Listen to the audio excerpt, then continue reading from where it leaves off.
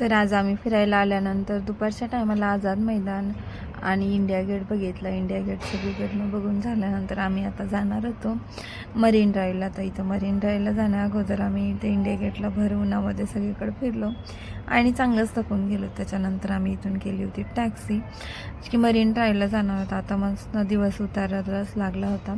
Marine ड्राईव्हला गेल्यानंतर आम्ही छान असं बसलो निवांत आणि बघू शकता काही संध्याकाळच्या सनसेटच्या टायमाला काहीसा नजारा असा होता. आम्हाला इथं गेल्यानंतर चांगले 7-8 वाजले होते आणि खूप छान आणि सुंदर असं वातावरण होतं. छान अशा हवेच्या झुळूक येत होत्या आणि एकदम थंडगार असं वाटत होतं.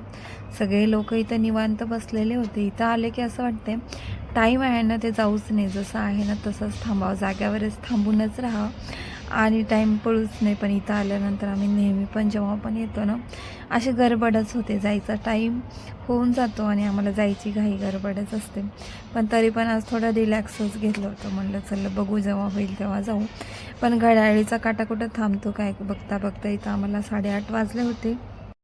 आता इथे यायची माझी दुसरी वेळ होती. मागच्या वेळेस जेव्हा आले होते तेव्हा मैत्रिणींसोबत आले होते आणि यावेळेस तेव्हा आले होते तेव्हा दीदीमुळे यायला भेटला. तर तिला फिरायला आणायचं म्हणून आमची दुसरी वेळ होती.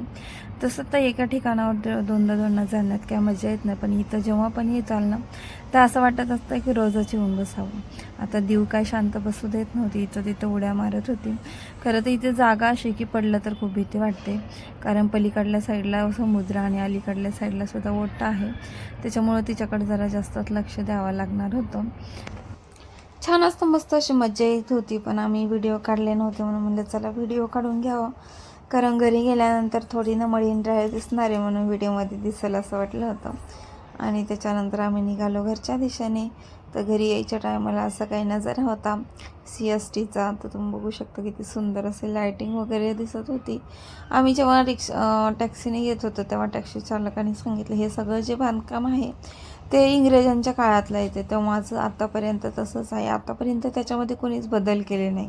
त्याच्यावर धनाची प्रतिक्रिया होती की बरं झालं त्यांनी खूप छान बांधलं. आता जर लोकांनी बांधलं तर सगळं आपल्या खिशातच भरतात, एवढं काही करणारच नाही. आणि तिथून येताना टॅक्सी चालकाने आम्हाला दाखवले ते म्हणजे मंत्र्यांचे आपले छोटे छोटे बंगले आणि खूप सुंदर असे त्यांचे सेपरेट बंगले होते. नाहीतर सगळीकडे बिल्डिंगच होत्या, फक्त त्यांच्यासाठी जे होते ते बंगले होते आणि खूप सुंदर असे होते.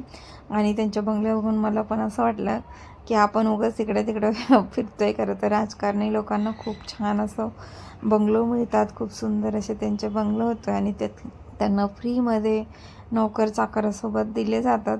तर मस्त असे बंगलो आणि इथं आम्ही मरीन ड्राईव्ह बघून आलो होतो. चलो बाय.